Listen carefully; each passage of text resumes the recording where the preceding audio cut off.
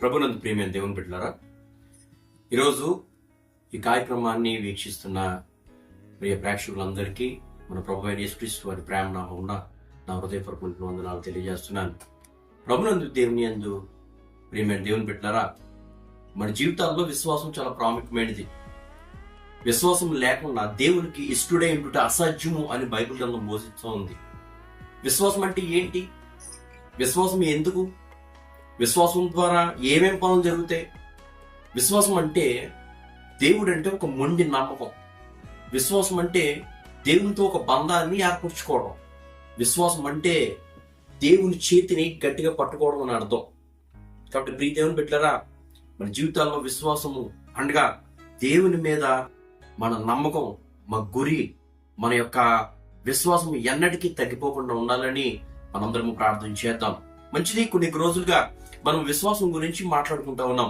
అపోస్తలుడైన పౌలు హెబ్రీయులకు రాసినటువంటి పత్రిక 11వ అధ్యాయంలో ప్రియ దేవుని బిడ్డలారా, విశ్వాస వీరుల జాబితా మనకు కనిపిస్తుంది. అందులో ఉన్నటువంటి అనేక మంది విశ్వాస వీరుల గురించి మనం ఇప్పటి వరకు మాట్లాడుకున్నాం. ఈ రోజు మరొక విశ్వాస వీరుల గురించి మనం జ్ఞాపకం చేసుకుందాం. ఆ విశ్వాస వీరుడి పేరు బారాకు. ఇతని గురించి న్యాయాధిపతుల గ్రంథము 4వ అధ్యాయం అంతా కూడా బారాకు గురించి చాలా స్పష్టంగా రాయబడి ఉంది. ప్రియమైన బిడ్డలారా, చాలా మంది విశ్వాసం గురించి అందరి గురించి వినుంటారు, కానీ ఈ బారాక్ అనే వ్యక్తి గురించి చాలా తక్కువ సందర్భాల్లో మనందరం వినుంటాం. ఈ బారాకు గురించి, అతను చేసినటువంటి ఒక గొప్ప కార్యం గురించి, ఆయన యొక్క విశ్వాసం గురించి, ముఖ్యంగా దేవుని మీద ఆయనకు ఉన్నటువంటి చెక్కు చెదరని గురి గురించి, చెక్కు చెదరని సంకల్పం గురించి మనము ఈరోజు ధ్యానం చేసుకోవాలని నేను ఇష్టపెడతా ఉన్నాను. కాబట్టి ప్రభునందు ప్రియమైన దేవుని బిడ్డలారా, మనందరం కూడా ఈ బారాకుని జ్ఞాపకం చేసుకుందాం. ఈరోజు న్యాయాధిపతుల గ్రంథము 4వ అధ్యాయం అంతా కూడా మనం జ్ఞాపకం చేసుకుంటే అది ఇశ్రాయేలీయుల్ని న్యాయాధిపతులు ఏలుతున్నటువంటి కాలము. దేవుడు ఇశ్రాయేలీయులకి న్యాయాధిపతులు నిర్మించాడు. ఆ న్యాయాధిపతులు దేవుని మాటని, దేవుని యొక్క ఉద్దేశాన్ని, దేవుని యొక్క సంకల్పాన్ని, దేవుని యొక్క చిత్తాన్ని తన న్యాయాధిపతుల ద్వారా ఇశ్రాయేలు జనాంగానికి వినిపించేవారు. తద్వారా వారు దేవుని మాటకి లోబడి దేవుని ఆజ్ఞానుసారంగా దేవుని మార్గంలో నడిస్తే వారు ఒక గొప్ప జీవితాన్ని జీవించిన వారు అవుతారని దేవుని యొక్క ఉద్దేశము. ఎప్పుడైతే దేవుని యొక్క చిత్త ప్రకారం మనం జీవించామో అప్పుడు మన జీవితంలో ఎలాంటి లోటు రాదు. ఎప్పుడైతే దేవుని చిత్తాన్ని మరచి మన సొంత అభిష్టం మేరకు మనం ముందుకు నడిచామో అప్పుడే మన జీవితాల్లో సమస్యలు కొని తెచ్చుకున్న వారం అవుతాం. అందుకే దేవుడు అంటాడు కదా సామెతల గ్రంథంలో, నీ స్వబుద్ధిని ఆధారం చేసుకోనక. మన సొంత బుద్ధి, మన సొంత శక్తి, మన సొంత జ్ఞానము ఈ లోకంలో ఉపయోగపడుతుంది, కానీ దేవుని యొక్క కార్యము, దేవుని యొక్క జ్ఞానము ఈ లోకాన్ని జయించడం మాత్రమే కాదు, ఈ లోకంలో నేను ఒక ప్రత్యేకమైన వ్యక్తిగా, ఒక శక్తిగా నిలబెడుతుంది అనడానికి ఈరోజు ఒక బారాకు ఒక నిదర్శనం. కాబట్టి ఈ రోజు బారాకు గురించి జ్ఞాపకం చేసుకుందాం. న్యాయాధిపతుల గ్రంథము 4వ అధ్యాయము 14వ వచనాన్ని ఈ సందర్భంలో మనం జ్ఞాపకం చేసుకుందాం. దెబోరా, లెమ్ము, యెహోవా సీసెరాను నీ చేతికి అప్పగించిన దినము ఇదే. యెహోవా నీకు ముందుగా బయలుదేరును కదా అని బారాకుతో చెప్పినప్పుడు బారాకు ఆ 10,000 మంది మనుషులను వెంట పెట్టుకుని తాబోరు కొండ మీద నుండి దిగి వచ్చును. అసలు ఎవరి దెబోరా, ఎవరి బారాకు, ఎవరి సీసెరా, అసలు ఏం చేశాడు ఈ బారాకు?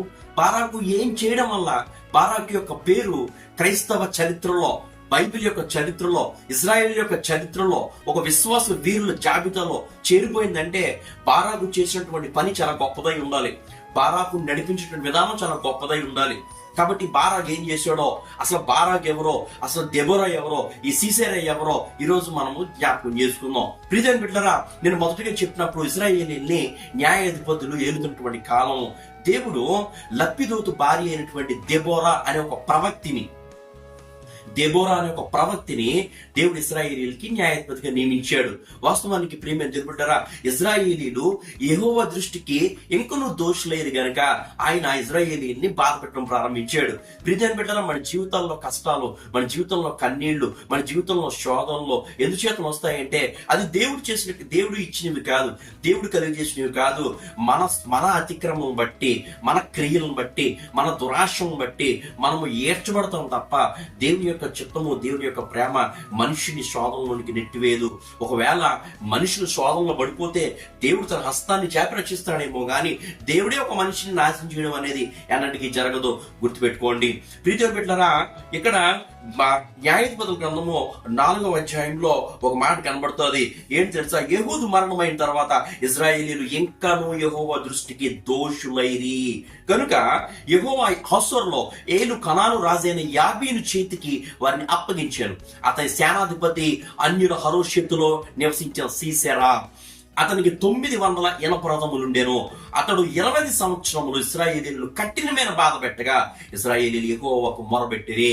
కదండి, మనుషులు చేసే పని ఏంటంటే వారు తప్పులన్నీ చేస్తారు, పాపములన్నీ చేస్తారు, దేవునికి ఇష్టంగా జీవిస్తారు, దేవునికి వ్యతిరేకంగా జీవిస్తారు, దేవుని మనకు లక్ష్య పెట్టారు. తద్వారా తమ జీవితంలో కష్టాలు వారే కొని తెచ్చుకుంటారు, అన్యుల చేతికి వారే అప్పగించబడతారు, అన్యమైనటువంటి విషయాల చేతికి, లోకం చేతికి అప్పగించబడిపోతారు. చివరికి అంతా అయిపోయిన తర్వాత ఏం చేస్తారు? దేవునికి మొర పెడతారు. కానీ దేవుడు విడిచిపెట్టేస్తాడా? ఎంతకాలం నువ్వు చేసావు కదా, ఎంతకాలం నువ్వు నన్ను విడిచి తిరిగావు కదా అని అనుకుంటాడా? మన దేవుడు ప్రేమ గల దేవుడు, ఆయన జాలి గల దేవుడు, ఆయన మరలా మన యందు జాలిపడును అని దేవుని యొక్క వాక్యం ఉంది. ప్రియదేవుని బిడ్డలారా, వారు కష్టకాలం మంది యెహోవాకు మొర పెట్టిరి, అయినను యెహోవా వారి యొక్క మొరను తృణీకరించలేదు. దేవుడు తనకు నిజంగా మొరపెట్టి వారికి సమీపంగా ఉన్నాడని బైబిల్ గ్రంథం బోధిస్తా ఉంది. సరే, ఇశ్రాయేలీయుల వారిని యాబీన్ అనేటువంటి ఒక రాజు చాలా బాధ పెట్టాడు. ఈ యాబీన్ రాజుకి సీసెరా అనేటువంటి ఒక దుర్మార్గుడైనటువంటి సైన్యాధిపతి ఉన్నాడు.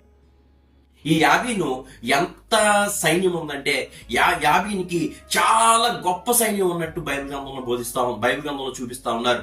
ముఖ్యంగా యాబీనికి 900 ఇనప రథాలు ఉన్నాయి. అతనికి ఇనప రథాలు 900 ఉంటే ఇంకా అతని సైన్యం ఎంతమంది ఉన్నారు, అతని గుర్రాల మీద తిరిగే వాళ్ళు ఎంతమంది ఉన్నారు, కత్తి యుద్ధం చేసేవాళ్ళు ఎంతమంది ఉన్నారు, బాణాలు అంటే విల్లులతో యుద్ధం చేసేవాళ్ళు ఎంతమంది ఉన్నారు, బస్సులతో యుద్ధం చేసేవాళ్ళు ఎంతమంది ఉన్నారు, వారు ఎంత బలిష్ఠులు, వారు ఎంత దుర్మార్గులు, ఎంత భయంకరంగా అతను బాధ పెట్టాడంటే ఇశ్రాయేలుని 20 సంవత్సరాలు కఠినమైనటువంటి బాధ పెట్టాడు. 20 ఏళ్ల పాటు ఇశ్రాయేలు కఠినమైన శ్రమలు ఎదుర్కొన్నారో. ప్రియదేవుని బిడ్డలారా, నీ జీవితంలో అనేకమైనటువంటి శ్రమలు ఎదుర్కొన్నప్పుడు నువ్వేం చేయాలి తెలుసా? ఇశ్రాయేలీయులు మనకు ఉదాహరణ చూపిస్తున్నారు. వారు యెహోవాకు మొర్ర పెట్టిరి. తమ పొందిన బాధల వల్ల, తమ పొందిన కష్టాల వల్ల, మన జీవితంలో కష్టం వచ్చినప్పుడు ఎక్కడికో పారిపోకూడదు, మన జీవితంలో శ్రమ వచ్చినప్పుడు ఎక్కడికో పరిగెట్టకూడదు, మన జీవితంలో ఎవరన్నా మనల్ని ఇబ్బంది గురి చేసినప్పుడు, నీ జీవితంలో నువ్వు అనుకున్నటువంటి ప్రతికూల పరిస్థితులు ఎదుర్కొంటున్నప్పుడు నేనేం చేయాలి తెలుసా? యెహోవాకు మొర్ర పెట్టాలి. ఇక్కడ ఇశ్రాయేలీయులు చేసినటువంటి పని అదే. అప్పుడు దెబోరాకి దేవుడు మాట్లాడతాడు. దెబోరా ఏం చేస్తాడు అంటే కెదెషు అనే ఒక ప్రాంతం నుంచి నప్తాలి కెదెషు అనే ప్రాంతానికి చెందినటువంటి బారాక్ అనేటువంటి ఒక రక్షకుడిని పిలిపిస్తుంది. బారాక్ అంటే మెరుపు అని అర్థం. నిజంగా బారాక్ మెరుపు లాంటి వాడే. మెరుపు లాంటి ఆలోచనలు, మెరుపు లాంటి వేగము, మెరుపు లాంటి వీరత్వము, మెరుపు లాంటి పోరాట తత్వము బారాకు సొంతము అని అనేకమైనటువంటి గ్రంథాలు బారాకు గొప్పతనం గురించి మాట్లాడుతూ ఉంటే, నిజంగా మెరుపు ఎంత శక్తివంతమైనదో, మెరుపు లాంటి ఆలోచన, మెరుపు లాంటి వేగము బారాకు సొంతం. ప్రియదేవుని బిడ్డలారా, బారాకుని దెబోరా పిలిపించి చెప్తుంది, ఇదిగో నువ్వు వెళ్ళు, ఇశ్రాయేలీయుల యొక్క మొర్ర దేవుడు ఆలకించాడు. అదిగో ఆ సీసెరా, ఆ యాబేలు సైన్యాధిపతి అయినటువంటి సీసెరా చేతిలో నుంచి బారాకు దేవుడు నీ ద్వారా ఇశ్రాయేలీయులకి ఒక గొప్ప రక్షణ కలుగు చేయడానికి సిద్ధంగా ఉన్నాడని చెప్పినప్పుడు ప్రియదేవుని బిడ్డలారా, బారాక్ అంటాడు అయ్యో నా దగ్గర తక్కువ మంది ఉన్నారు. ఎందుకంటే బారాక్ దగ్గర ఉన్నటువంటి సైన్యము కేవలం 10,000 మంది. ఆయన జెబూలీయులను, నఫ్తాలీయులను 10,000 మంది మాత్రమే పోగు చేయగలిగాడు. అయ్యో నా దగ్గర 10,000 మంది ఉన్నాయి, నా దగ్గర 10,000 మంది ఉన్నారు, వాళ్ళ దగ్గర 900 ఇనప రథాలు ఉన్నాయంటే, వాస్తవానికి ఇనప రథాల మీద ఎంతమంది పడతారు? కనీసం 2-3 కదండి. అంటే 900 ఇనప రథాలు ఉన్నాయంటే అతని దగ్గర ఎంత సైన్యం ఉందో అర్థం చేసుకోండి, వారు ఎంత బలవంతులు అర్థం చేసుకోండి. ప్రియమైన దేవుని బిడ్డలారా, జ్ఞాపకం చేసుకున్నారా? అప్పుడు బారాకు ఏం అడుగుతాడు తెలుసా? నేను తప్పకుండా చేస్తాను, కానీ ఒక కండిషన్ పెడతాడు బారాకు. ఏంటో తెలుసా? ఏంటంటే 8వ వచనంలో ఒక మాట ఉంటుంది. న్యాయాధిపతుల గ్రంథము 4వ అధ్యాయం 8వ వచనంలో, బారాకు నువ్వు నాతో కూడా వచ్చిన యెడల నేను వెళ్ళేదను గాని నువ్వు నాతో కూడా రాని యెడల నేను వెళ్ళను అని ఆమెతో చెప్తాడు. అంటే ఈ మాట బారాకు ఎవరితో చెప్తున్నాడంటే దెబోరా అనే ఒక ప్రవక్తతో చెప్తున్నాడు. ఎందుకంటే ప్రవక్తుల యొక్క ఉద్దేశం ఏంటంటే దేవుని యొక్క మాటను ప్రకటించడం, దేవుని యొక్క ఉద్దేశాలను మనకు బయలుపరచడం. ఈరోజు చాలా మంది ప్రవక్తలు ఏం చేస్తున్నారంటే దేవుని మాటలు తమ ఉద్దేశాలుగా, దేవుని యొక్క మాటలు తమకు అనుకూలంగా మలుచుకుని ప్రకటిస్తున్నారు. అది ఎంత మాత్రము సరైనది కాదు. కాబట్టి విజ్ఞులు, విశ్వాసులు, దేవుని యొక్క బిడ్డలు ఈ విషయాలు మీరు జాగ్రత్తగా గమనించాలి. మోసపోకుండా జాగ్రత్త పడాలి. ఎవరు ఏ మాటలు చెప్తున్నారో దైవికంగా బైబిల్ ప్రకారం ఆ విధంగా ఉన్నాయా లేదా నువ్వు ఆలోచన చేయాలి అని దేవుడు మనకి స్పష్టంగా బోధిస్తా ఉన్నాడు. మనము వివేకం కలిగి ప్రవర్తించాలని దేవుడు చెప్తా ఉన్నాడు. ప్రియమైన బిడ్డలారా, ప్రవక్త అంటే అర్థం ఏంటంటే సాక్షాత్తు దేవుని యొక్క ఉపదేశాన్ని, సాక్షాత్తు యొక్క దేవుని యొక్క చిత్తాన్ని, దేవుని యొక్క మాటను దేవుడు ఏం చేస్తున్నాడు, తన ప్రవక్తల ద్వారా ఇజ్రాయెల్కి అందించాడు. అక్కడ బారాకు లాంటి ఒక గొప్ప విశ్వాసి, బారాకు లాంటి ఒక గొప్ప పోరాట యోధుడు, బారాకు లాంటి ఒక గొప్ప వీరుడు అక్కడ తన సొంత నిర్ణయాల మీద ఆధారపడలేదు, తన సొంత వ్యక్తిత్వం మీద ఆధారపడలేదు. దేని మీద ఆధారపడ్డాడు తెలుసా? దెబోరాతో ఏమన్నాడు, నువ్వు వస్తేనే గాని నేను వెళ్ళనని చెప్పాడు. నువ్వు వస్తేనే వెళ్తాను, నువ్వు రాకపోతే వెళ్ళనని చెప్తున్నాడు. అంటే బారాకు భయపడ్డా? బారాకు ఏమన్నా లేదంటే బారాకు ఏమన్నా సంశయించాడా? ఎంత మాత్రం కాదు. తనకి తన దేవుని మీద ఉన్న నమ్మకం గురించి బారాకు యొక్క ఉద్దేశం ఇక్కడ స్పష్టంగా మనకి బయలుపరచబడతా ఉంది. బారాకు ఏం చెప్తున్నాడు అంటే, నువ్వు వస్తేనే నేను వెళ్తాను కానీ నువ్వు రాకపోతే నేను వెళ్ళను అని చాలా స్పష్టంగా చెప్తున్నాడు. అంటే ఒకవేళ దెబోరా అనే ఒక ప్రవక్తి నాతో ఉంటే దేవుడు నాతో ఉన్నట్టే, దేవుడు ఉంటే దేవుని శక్తి నాతో ఉన్నట్టే, దేవుని శక్తి నాతో ఉంటే దేవుని ఆత్మ నాతో ఉన్నట్టే, దేవుని ఆత్మ నాతో ఉంటే దేవుడు నన్ను నడిపించినట్టే, తద్వారా నేను విజయం సాధిస్తాను అనే ఒక గొప్ప నమ్మకాన్ని అక్కడ బారాకు చూపించడం జరుగుతూ ఉంది. వెంటనే దెబోరా ఏమంటారు తెలుసా, నేను తప్పకుండా వస్తాను, కానీ ఈ ప్రయాణం వలన నీకు ఘనత కలగదు, ఈ ప్రయాణం వలన నీకు ఘనత కలగదు.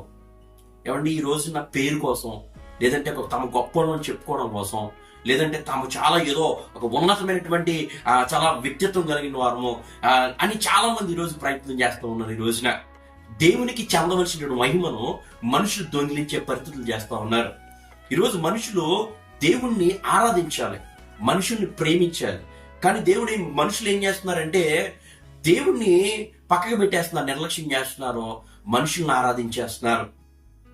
తాము దైవాంశ సంభూతులుగా చాలా మంది ఫీల్ అయిపోతున్నారు. ఈ రోజున దైవాంశ సంభూతులుగా మారిపోయి దేవుడు అంటాడు కదా, విగ్రహములకు చెందవలసిన మహిమను నేను వాటికి చెందనేమో. నువ్వు దేవుని మహిమను దొంగిలిస్తే నువ్వు విగ్రహంతో సమానం. నువ్వు దేవుని మహిమను గనక నువ్వు దొంగిలిస్తే, నిజం పెట్టారా, కొత్త నిబంధన గ్రంథంలో హేరోదు ఒక అద్భుతమైన ఉపన్యాసం చేస్తే నువ్వు దేవదూతవయ్యా అన్నాడంట. తాను దేవుని మహిమ పరిచినందున దేవుడు అతను మొత్తెను గనక అతను పురుగులు పడి చచ్చును అని వాక్యం ఉండదు. మనల్ని ఎవరైనా సరే పొగుడుతున్నప్పుడు ఇదంతా దేవుని చిత్తము, దేవుని కృప అనుకోవాలి, దేవుడి ఇచ్చినటువంటి భాగ్యం అనుకోవాలి. ముఖ్యంగా దేవుని సేవకులు, దైవ సేవకులు, దేవుని పరిచయం చేసేవాళ్ళు ఒక విషయాన్ని చాలా స్పష్టంగా ఆలోచించాలి. యేసు ప్రభువు ఒక గాడిద మీద ప్రయాణం చేసినప్పుడు అనేక మంది పూలు చల్లారు, బట్టలు దారి పొడిగినా పొడిచారు. ఆ గాడిద ఆ బట్టల మీద నడుచుకుంటూ వెళ్ళింది. యేసు ప్రభు మీద పడిన పూలు తన మీద కూడా పడి ఇదంతా నన్ను చూశాను అనుకుంటుందంటే అది గాడిద యొక్క మూర్ఖత్వమే అవుతుంది. మనము దేవుణ్ణి మోసే ఒక గాడిద వంటి వారు, దేవుణ్ణి మోసే గాడిద వంటి వారు అని నువ్వు నేను తలంచాలి. తాను తగ్గించుకుని వాడు హెచ్చింపబడతాడు అని దేవుడు చాలా స్పష్టంగా సెలవిచ్చాడు. నన్ను గణపరిచేవారు నేను గణపరుస్తానని దేవుడు వాగ్దానం చేశాడు. ఇంకెందుకు మనకి ఈ బాధ? మనుషుల చేత గణపరచబడాలని, మనుషుల చేత లేదంటే సన్మానించబడాలని, నువ్వు నిజంగా దేవుని మీద ఆధారపడి దేవుణ్ణే లక్ష్యంగా చేసుకుని దేవుని కొరకే ఆలోచించి దేవుణ్ణి మాత్రమే మహింపరుస్తూ దేవుణ్ణి మాత్రమే నువ్వు ఉన్నతంగా చూపిస్తూ నువ్వు దేవుని పరిచర్య చేయి, ఆటోమేటిక్ గా దేవుడే నిన్ను ఉన్నతమైన స్థితిలోకి తీసుకెళ్తాడు. దేవుడే నిన్ను ఉన్నతమైన స్థితి తీసుకెళ్తాడు. లేకపోతే నువ్వు 100 ఏళ్ళు ఎన్ని సంవత్సరాలు పరిచయం చేసినా రేపు అనే రోజు నాడు దేవుడి దగ్గరికి వెళ్ళినప్పుడు దేవుడు, అయ్యో ప్రభువా మేము దెయ్యాలను వెలగొట్టలేదా, నీ పేరుకి మేము సువార్త సభలో కోటాలు పెట్టలేదా, మేము ఇన్ని సంఘాలు స్థాపించలేదా అంటే దేవుడు ఏం చెప్తాడో తెలుసా, అక్రమము చేయవాళ్ళారా నా యొద్ద నుండి తొలగిపోండి అని అంటాడు. కాబట్టి ఈ విషయాన్ని మీరు జ్ఞాపకం చేసుకో. ఇక్కడ ఈ మాట ఎందుకు చెప్పానంటే ఈ ప్రయాణం అంతా చేయాలంట. తనకున్న 10,000 మంది సైన్యంతో అనేక రెట్లు బలవంతుడైన సీసరాన్ని ఎదుర్కోవాలి, 900 ఇనపరాదాలను ఎదుర్కోవాలి, కత్తుల్ని, విల్లుల్ని ఎదుర్కోవాలి, బాణాలను ఎదుర్కోవాలి, గుర్రాలను ఎదుర్కోవాలి, అంతకుమించినటువంటి గుండె ధైర్యాన్ని పోగు చేసుకోవాలి. తన దగ్గర ఉన్న వారు సాధారణమైనటువంటి వ్యక్తులు కేవలం 10,000 మంది. ఒక 10,000 మందితో ఒక 10,000 మందితో ఒక భయంకరమైనటువంటి రాజుని ఎదుర్కోవాలంటే ఎంత యుద్ధ సన్నద్ధులై ఉండాలి, ఎంత గుండె ధైర్యం ఉండాలి, దానికి మించినటువంటి ఎంత పోరాటపడి మీరు చూపించాలి. కానీ ఇక్కడ అంతా చేసినా నీకు ఘనత రాదు అని చెప్తున్నాడు. నాకు ఘనత రాదు అంటే ఎవరన్నా ఏమంటారండి? ఏంటి ఎంత చేస్తే నాకు ఘనత రాదా, ఎంత చేస్తే నాకు పేరు రాదా, అసలు నేను దేనికోసం చేయాలి, నాకు అవసరం లేదు ఇలాంటి సేవ, నాకు అవసరం లేదు ఇలాంటి పని, నాకు అవసరం లేదు ఇలాంటి పోరాటం, నా పని నేను చేసుకుంటా, నేను ఎక్కడ విలువ ఉంటుందో అక్కడికే వెళ్ళిపోతా అని చాలా మంది అనుకుంటా ఉంటారు. ప్రియదేవుని బిడ్డలారా, కానీ దేవుణ్ణి ఘనత కోసము, దేవుణ్ణి మెప్పు కోసము, దేవుణ్ణి మహిమ కోసము పోరాడేవాళ్ళు ఎంతమంది ఉన్నారు ఈ రోజున?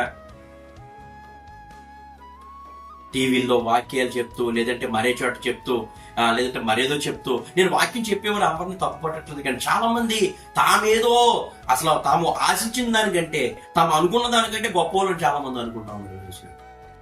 కానీ ఏ సహాయం ఆశించకుండా, ఏ మెప్పు, ఏ మేలు, ఏ ఘనత ఆశించకుండా మౌనంగా తమ పని తాము చేసుకుంటూ పోతున్న వ్యక్తులు అనేక మంది ఉన్నారు. ఇప్పుడంటే పేపర్లు, న్యూస్ పేపర్లు, విషయాలు ఇవన్నీ ఉన్నాయి. కానీ ది గ్రేట్ మదర్ తెరీసా లాంటి వ్యక్తి, ప్రియదేవుని బిడ్డలారా, ఎంత మౌనంగా తన పని తాను చేసుకుంటూ వెళ్ళిపోయింది. అప్పుడు ఇంత పేపర్, ఇంత మీడియా, ఇంత ఫోకస్ ఏమంటే ఇంత ఏమైనా ఉందా? ఇంత పబ్లిసిటీ ఉందా? కానీ ఈరోజు ఎంత అద్భుతమైనటువంటి రీతిలో మాకు ఎక్కడ మనం మాట్లాడినా మదర్ తెరీసా, ప్రియదేవుని బిడ్డలారా, అందుకే నా ఎందుకు విశ్వాసం ఉంచేవాడు చనిపోయిండు బ్రతుకున్నా అంటాడు. అంటే చనిపోరని కాదు, వారు చనిపోయినా, భౌతికంగా మన దగ్గర లేకపోయినా, వారి పనులు, వారి క్రియలు, వారి విశ్వాసం, వారి భక్తి, వారు చేసినటువంటి ఫలాలు మన తోటే ఉంటాయి, మన చుట్టూ ఉంటాయి. అది నిజమైనటువంటి క్రైస్తవ్యం. ప్రియదేవుని బిడ్డలారా, మీరు జ్ఞాపకం చేసుకోండి. గంధపు చెట్టుని నరికిన వాసన ఎత్తదు, గంధపు చెట్టు నువ్వు కొట్టిన వాసన, దాన్ని అరగేసిన వాసన, అది మంచి సువాసన ఇస్తూ ఉంటుంది. క్రైస్తవ జీవితం కూడా అలాగే ఉండాలి. నేను కొట్టిన వారి గురించి కూడా దేవుడు ప్రార్థన చేయమన్నాడంటే నీ ఫలము ఎప్పటికీ నిలిచి ఉండిపోవాలనేది ఉద్దేశం. వాస్తవానికి అసలు విషయానికి వద్దాం. బారాకు గురించి దేవుడు మాట్లాడుతున్నాడు. బారాకు అన్నాడు, నేను యుద్ధం చేయాలి కానీ నీకు ఘనత కలదు, కానీ ఒక స్త్రీకి కలుగుతుంది అని అక్కడ ఉన్నటువంటి ప్రవక్తి ప్రవచించింది. ఏంటి, నాకు రాని ఘనత ఒక స్త్రీకి వస్తుందా అని ఆలోచించాడా? అందుకే బారాకు గొప్పవాడయ్యాడు. బారాకు చరిత్రలో నిలిచిపోయాడు. ఒకవేళ బారాకు ఆ కండిషన్ కి, ఆ డీల్ కి ఒప్పుకోకపోయి ఉంటుంటే ఈరోజు బారాకు ఎవరో కూడా తెలియకపోదును. కానీ బారాకు తన సొంత చిత్తం గురించి, తన సొంత పేరు గురించి ఎక్కడ ఆలోచించలేదు. బారాకు ఏం ఆలోచించాడు అంటే దేవుని జనం గురించి ఆలోచించాడు, దేవుని యొక్క చిత్తాన్ని ఎలా నెరవేర్చాలని ఆలోచించాడు. ప్రియదేవుని బిడ్డ, ఈ రోజు నువ్వు దేవుని చిత్తం ఎలా నెరవేర్చాలని ఆలోచించు.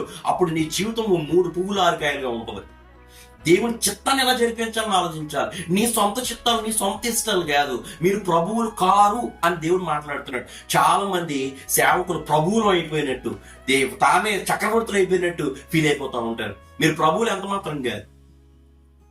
మీరు ఎప్పుడన్నా గమనించండి, దేవుని యొక్క వాక్యము పూర్తిగా నింపబడినటువంటి వ్యక్తులు, దేవుని ఆత్మతో పూర్తిగా నింపబడిన వ్యక్తుల్లో ప్రేమ కనబడుతుంది.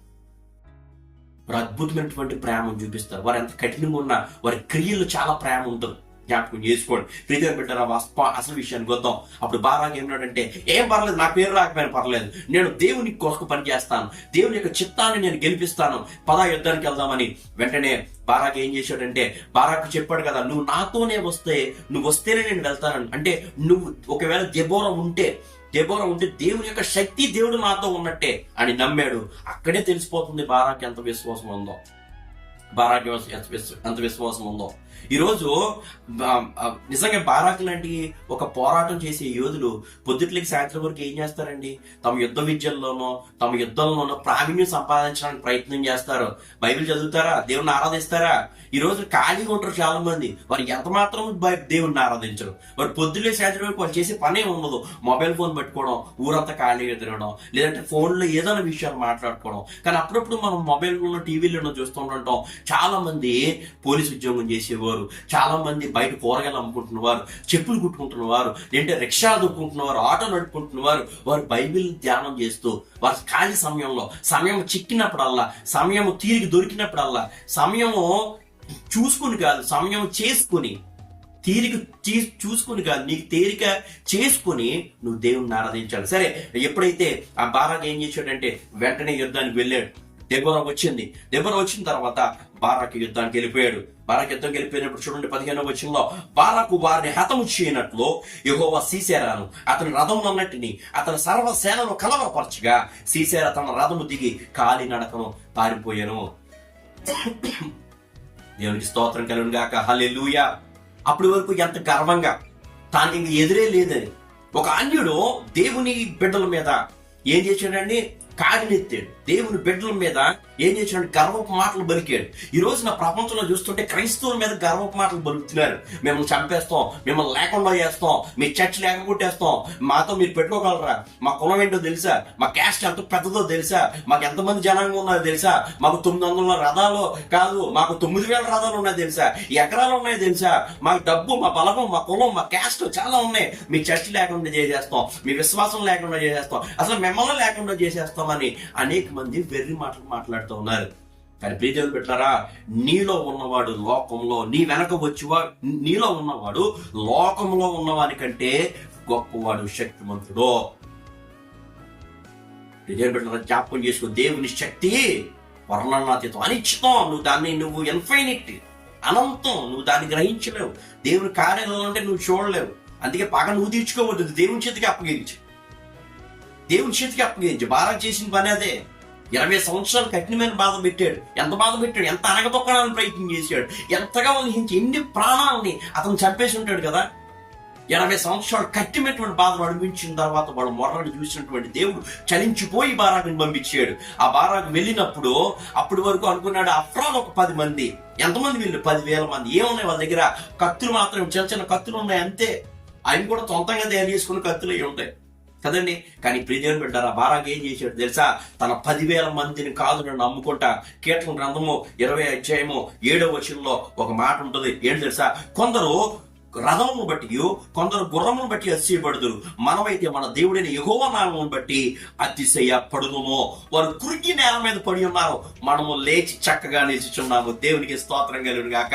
హల్లెలూయా. కొందరు అతిశయపడతారు, కొంతమంది తమ డబ్బును చూసి, తమ బలగాన్ని చూసి, తమ అధికారాన్ని చూసి చాలా మంది పడుతూ ఉంటారు. కానీ మనం ఏం చేయాలి? అదే సమయంలో మనమైతే మన దేవుడైన యెహోవాని బట్టి అతిశయించే, మా దేవుడు గొప్పవాడు, మా దేవుడు సర్వశక్తి సంపన్నుడు, ఆయన శక్తికి మితి లేదు. ఈ మాట నమ్మాడు అక్షరాల బారాకు. తన దగ్గర ఉన్నటువంటి 10,000 మందిని చూసి కుంగిపోలేదు. తన ఎదురుగుండా వస్తున్నటువంటి లక్షల మంది సైన్యాన్ని చూసి బెదిరిపోలేదు. ధైర్యంగా దేవుని నామాన్ని పట్టుకున్నాడు, దేవుని చేత పట్టుకున్నాడు. ఆయన యొక్క వాక్యం అనే ఖడ్గాన్ని ఆయన శరీరంలో ధరించాడు. ఎంత విశ్వాసం! నాకు పేరు రాదని తెలిసిన, నాకు ఘనత రాదని తెలిసిన, ఎంత బృహత్తర కార్యాన్ని తల మీద వేసుకుని ఇజ్రాయేలీయుల గురించి ముందుకెళ్ళాడు. ఎవరో కోసం నా ప్రాణాలు నేనెందుకు త్యాగం పెట్టాలి, ఎవరో కోసం నేనెందుకు పనిచేయాలి అని అనుకోలేదు. దేవుని కొరకు నేను చెయ్యాలి, దేవుని మాట ఎలాగైనా సరే నేను గెలిపించి తీరాలి, దేవుని చిత్తం జరిగించాలని ముందుకు నడిచాడు. అప్పుడు దేవుడు ఏం చేశాడు తెలుసా? నువ్వు ఎప్పుడైతే ఆలోచించావో ఏం చేశాడు? సర్వసేనను దేవుడు కలవరపడి చేశాడు. వాస్తవానికి ప్రియదేవుని బిడ్డలారా, అనేకమైనటువంటి థియాలజీ వేదాంతులను ఇంకా బాగా చదివితే బారాకు గురించి అక్కడ సీసెరా తన రథాలు ఉన్నాయి, అలాగే తన ఇనప రథాలు ఉన్నాయి, తన సైన్యం అంతా ఉంది. ముఖ్యంగా తనకు ఉన్నటువంటి ధైర్యం ఏంటంటే ఇనప రథాలు. అయితే వాస్తవానికి వీళ్ళకు కెదేషు అనే ప్రాంతంలో వీళ్ళు యుద్ధం చేస్తున్నారు. ఈ లోయ దిగి ఒక కొండ మీద నుంచి లోయలో యుద్ధం చేస్తున్నారు. వాస్తవానికి ఆ లోయలో ఏం జరిగిందంటే అదంతా ఒక బురదమైనటువంటి ప్రాంతం. ఎప్పుడైతే ఇనపరాధాలు వెళ్ళియో ఆ ఇనపరాధాల యొక్క చక్రాలు ఆ బురదలో కూరుకుపోయినాయి. కాబట్టి ఇనపరాధాలు నిర్వీర్యం అయిపోయినాయి. అంత మాత్రమే కాదు ప్రియదేవుని బిడ్డలారా, ఆ సర్వసేనని దేవుడు కలవరపరిచేసాడు. ఎలా కలవరపరిచాడు? అనేక సార్లు దేవుడు కలవరపరిచాడు. వారి మైండ్ మీద దేవుడు వాళ్ళు ఏం చేశారంటే అకస్మాత్తుగా వారు భయం పట్టుకుంది. అమ్మో ఏంటిది, మా ఇనపరాధాలన్నీ కూరుకుపోయినాయి బురదలో, మా సైన్యం అంతా ఏం చేస్తున్నా అర్థం కావట్లేదు. వీరు నలుమూలలా ప్రియదేవుని బిడ్డలారా ఒక పెద్ద మైదానంలో కాదు, వారు ఎంత తెలివిగా ఆలోచించారంటే ఒక లోయ ప్రాంతంలో యుద్ధం జరుగుతూ ఉంది. ఆ లోయ ప్రాంతంలో నలువైపుల నుంచి ఈ 10,000 మంది ఒక పక్కా ప్రణాళికతో, ఒక పక్కా ప్లానింగ్ తో, ఒక పక్కాగా వాళ్ళు ఏం చేశారంటే దాడి చేశారు. ఎప్పుడైతే వీళ్ళు తమ గుర్రాలను బట్టి తమ రథాలను బట్టి అతిశయించి మాకు ఎవరో ఎదురులేదు ఏదైనా చేసేస్తామని మొండిగా మూర్ఖంగా ముందుకు వెళ్ళిపోయారు. చివరికి ఏం చేసినట్టు దేవుడు చేసినటువంటి ఆ కలవరపాటికి ఆ సర్వసేన కలవరపడిపోయింది. ఆ కలవరంతో వాళ్ళు ఏం చేస్తున్నారో తెలియట్లేదు. చివరికి సీసెరా అనేవాడు అప్పటి వరకు ప్రగాఢపడినటువంటి వ్యక్తి, ఎన్నో యుద్ధాలు జయించినటువంటి వ్యక్తి, చివరికి ఎలా అయిపోయాడండి, రథం దిగి కాలి నడకన పరిగెత్తుకుని పారిపోవాల్సినటువంటి పరిస్థితి దేవుడు కల్పించాడు. ఈ రోజు నువ్వు విర్రవీగిపోతున్నావేమో, ఈ రోజు నువ్వు అహంకారంతో కళ్ళు మూసుకొని అనేక మంది వ్యక్తులను బాధపడుతున్నారు. ఈ రోజున ప్రియదేవుని బిడ్డలారా, వారి మొర్ర దేవుడు వింటున్నాడో. ఆకాశంలో ఉన్నటువంటి దేవుడు ఆయన నరులను ప్రతి ఒక్కరిని ఆయన కంటికి కనబడిన స్పష్టం ఏదీ లేదు అని బైబిల్ బోధిస్తా ఉంది. ప్రతి ఒక్కరిని దేవుడు చూస్తా ఉన్నాడు. మీరు జ్ఞాపకం చేసుకోండి, ప్రతి ఒక్కరిని దేవుడు చూస్తా ఉన్నాడు. తన బిడ్డలకి అన్యాయం జరిగితే, తన బిడ్డలకి బాధ జరిగితే దేవుడు చూస్తూ ఊరుకునేవాడు కాదు, అంత త్వరగా విడిచిపెట్టే దేవుడు కాదు. సమయం చూసి దేవుడు దెబ్బ కొట్టాడంటే తిరిగి మళ్ళీ లేవడం ఉండదు. గుర్తుపెట్టుకోండి ప్రియదేవుని బిడ్డలారా. ఇది నేను ఎవరిని బెదిరించట్లేదు, కానీ దేవుని యొక్క వాక్యంలో ఉన్నట్టు నేను చెప్తా ఉన్నాను. సీసెరాకు ఉన్నటువంటి గర్వం, అహంకారం, తమ గుర్రాలు, తమ రథాలు, కానీ ఆ బారాకు ఉన్నటువంటి అతిశయం ఏంటి తెలుసా, నా దేవుడైన యెహోవాయే నా బలము అని నమ్మాడు. చివరికి సీసెరా అన్ని ప్రగడబలు పలికిన సీసెరా రథం దిగి కాలి నడకిన పరిగెత్తుకుంటూ పారిపోయాడు. అలా పారిపోతూ ఉంటే ఏం జరిగిందో తెలుసా, ఈ లోపల సీసెరా యొక్క 10,000 మంది, సీసెరా యొక్క సైన్యం అంతా కలవరపాటు గురి అయిపోయింది. బారాకు దగ్గర ఉన్నటువంటి 10,000 మంది అందరూ ఆ సైన్యం అంతటిని తరిమి ఏ దేశం నుంచి, ఏ హరిషోతు నుంచి వచ్చారో అదే ప్రాంతంలో తీసుకొచ్చి కత్తివాత కూల్చేశారు. ఒక్కడిని కూడా మిగలకుండా దేవుడు అందరిని ఊడ్చిపడేసాడు. అందరినీ కూడా భయపడిపోయాడు, అల్లిపోయాడు, పారిపోయాడు. ఆ సీసెరా పారిపోతా ఉంటే యాయేలు ఒక స్త్రీ ఎదురొచ్చింది. నా ఏళ్ళువాడ నా దగ్గర రా అంటే గుడ్డిగా గొర్రె కషాయం నమ్మినట్టు యాయేలు దగ్గరికి వెళ్ళిపోయి అంటాడు, నన్ను లోపల పెట్టి దాచేయి అని చెప్పేసి ఒక మంచం మీద పడుకుని ఏం చేశాడంటే ఒక దుప్పటి తల మీద కప్పుకొని నాకు దాహానికి ఇమ్మని అడిగాడు. వెంటనే ఆ యాయేలు ఏం చేసిందంటే ఒక పాలబుడ్డిని విప్పి ఒక మంచినీళ్ళు ఇవ్వడం ప్రారంభించింది. అతను తాగుతూ అన్నాడు, నువ్వు బయటికి వెళ్ళి నుంచో, ఎవడన్నా లోపలికి వస్తే ఎవరు లేరని చెప్పి పంపించేయి అని చెప్పాడు.